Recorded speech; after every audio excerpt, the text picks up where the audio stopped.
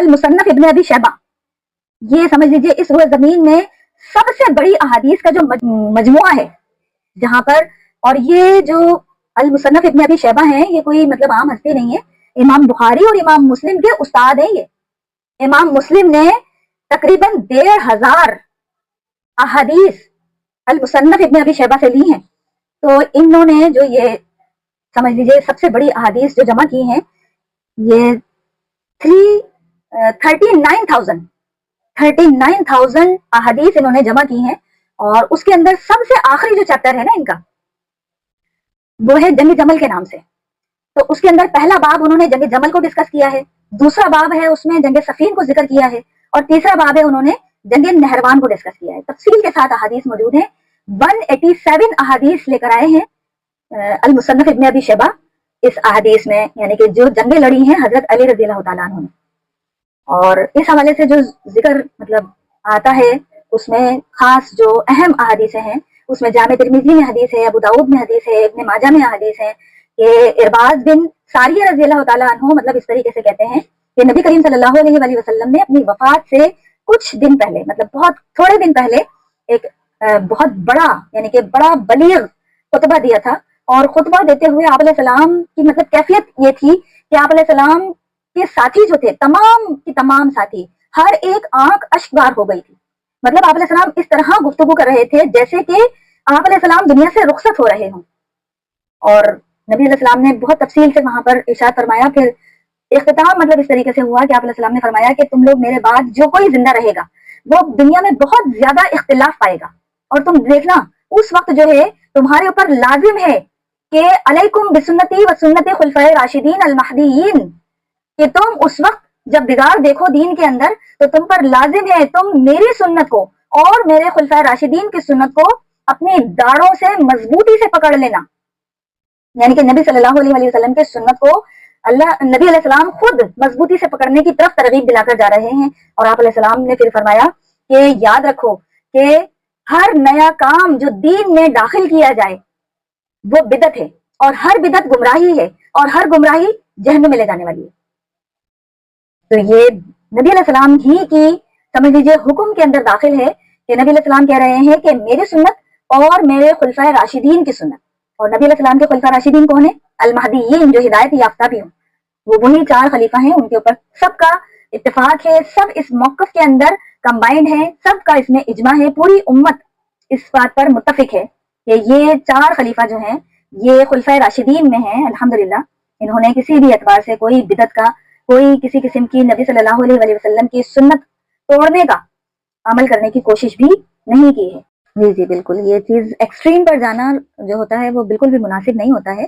जैसे आज के टाइम में जिस तरीके से हमारे सब कॉन्टिनेंट के अंदर ये बुजुर्ग हस्तियों को औलिया अल्लाह के नाम से याद किया जाता है और उनको अपनी महबूब हस्तियां बनाकर उनको फॉलो करने की कोशिश की जाती है।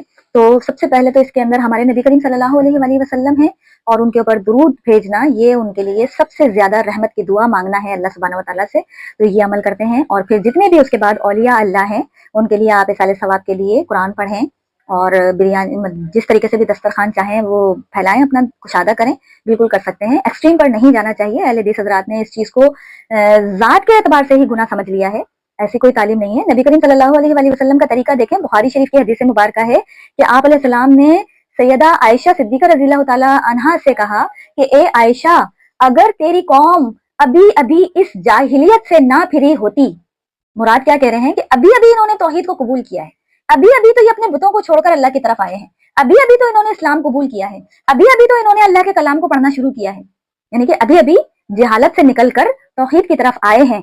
तो अगर ये अभी अभी जहालत से ना फिरी होती तो मैं हतीम को खाने काबा के अंदर, उसकी इमारत के अंदर शामिल कर देता, क्योंकि जब आदम अलैहिस्सलाम ने खाने काबा तामीर किया था अल्लाह के हुक्म से सबसे पहले, तो ये ऐसा यानी कि स्क्वायर शेप में नहीं था बल्कि रेक्टेंगुलर शेप में था। यानी कि हतीम का हिस्सा, जो अभी हमें हतीम बाहर एरिया नजर आता है, ये हतीम का हिस्सा भी खाने काबा की इमारत का हिस्सा था।